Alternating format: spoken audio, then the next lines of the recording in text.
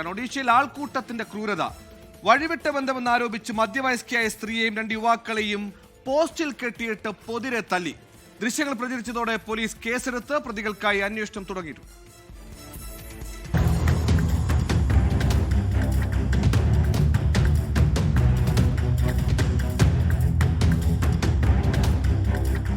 ഒഡീഷയിലെ കാശിപൂർ ജില്ലയിൽ നിന്നാണ് ഞെട്ടിക്കുന്ന വാർത്ത.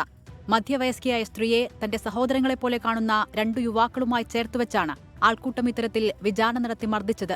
സമീപത്തെ ജാഷിപൂർ ആഴ്ചച്ചന്തയിൽ പോയി തിരികെ യുവാക്കളുമൊത്ത് ബൈക്കിൽ വരികയായിരുന്നു സ്ത്രീ. ഇതുകണ്ട് ഭർത്തൃവീട്ടുകാരാണ് ആളുകളെ വിളിച്ചുകൂട്ടി ബൈക്കിൽ നിന്ന് പിടിച്ചിറക്കി മർദ്ദിച്ചത്.